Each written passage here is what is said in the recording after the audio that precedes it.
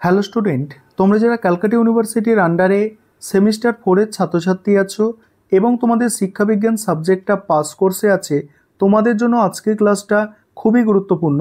আজকের ক্লাসে তোমাদের CC5 পেপারের সিলেবাস এবং 100% কমনযোগ্য সাজেশান নিয়ে আলোচনা করব। প্রথমে তোমরা সিলেবাসটা বুঝে নাও, তারপর তোমাদের এই পেপারের সাজেশান নিয়ে আলোচনা করব।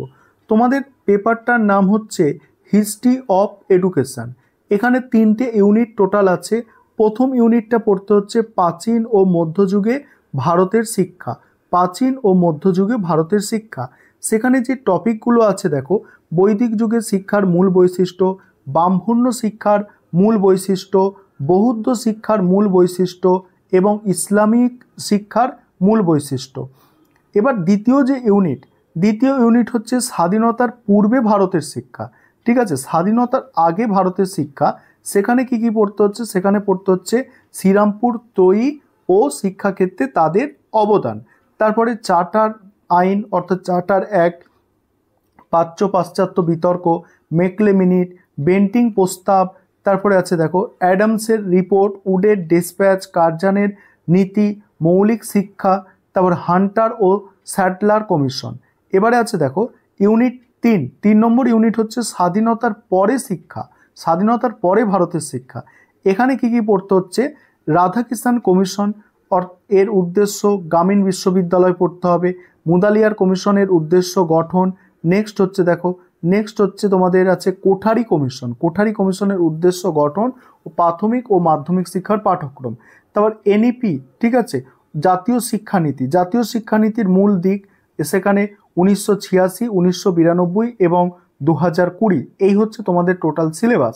এবারে তোমরা সাজেশনটা দেখে নাও। ঠিক আছে, এবারে তোমরা CC5 পেপারের 100% কমনযোগ্য সাজেশনটা দেখে নাও। প্রথমে হচ্ছে দেখো ইউনিট 1 10 নম্বরের যে প্রশ্নগুলো তৈরি করতে হবে সেগুলো প্রথমে দেখো।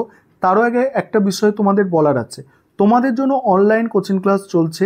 তোমরা যদি কেউ পেড ব্যাচে অ্যাডমিশন নিতে ইচ্ছুক থাকো, তাহলে নিচে যে নম্বরটা দেখতে পাচ্ছ এই নম্বরে যোগাযোগ করে পেড ব্যাচে অ্যাডমিশন নিতে পারো। চলো দেখে নাও। ইউনিট 1 থেকে 10 নম্বরের প্রশ্ন আমি 4টে দিয়েছি। বৌদ্ধ শিক্ষা ব্যবস্থার বৈশিষ্ট্যগুলি আলোচনা করো, ইসলামিক শিক্ষা ব্যবস্থার বৈশিষ্ট্যগুলি আলোচনা করো, ব্রাহ্মণ্য শিক্ষা ব্যবস্থার বৈশিষ্ট্য, আরেকটা তুলনা আছে ব্রাহ্মণ্য ও বৌদ্ধ শিক্ষা ব্যবস্থার তুলনা। এখানে এই 4টে প্রশ্ন তুমি যদি ভালো করে নাও, একটা প্রশ্ন কমন পাবে, এটুকু নিশ্চিত। তারপর 5 নম্বরের প্রশ্ন দেখে নাও, গুরুকুল বলতে কি বোঝো? গুরুকুলে শিক্ষা ও ছাত্রের সম্পর্ক কেমন ছিল? তারপর হচ্ছে ব্রাহ্মণ্য শিক্ষার বৈশিষ্ট্যগুলি আলোচনা করো, 5টে বৈশিষ্ট্য, ইসলামীয় শিক্ষা ব্যবস্থার 5টা বৈশিষ্ট্য। আরেকটা এখানে তোমরা করে নিতে পারো, 5 নম্বরের লিখে রাখতে পারো যে বৈদিক শিক্ষা ব্যবস্থার 5টি বৈশিষ্ট্য সম্পর্কে আলোচনা করো।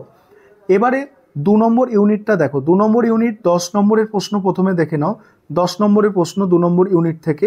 প্রথম প্রশ্ন আছে শ্রীরামপুর ত্রয়ী কাদের বলা হয়? শিক্ষাক্ষেত্রে তাদের অবদান আলোচনা করো। পরের প্রশ্ন প্রাচ্য ও পাশ্চাত্য শিক্ষার দ্বন্দ্ব সম্পর্কিত আলোচনা করো। নেক্সট, উডের ডিসপ্যাচের প্রধান সুপারিশগুলি আলোচনা করো। এটিকে কি ভারতীয় শিক্ষার ম্যাগনা কার্টা বলা যায়?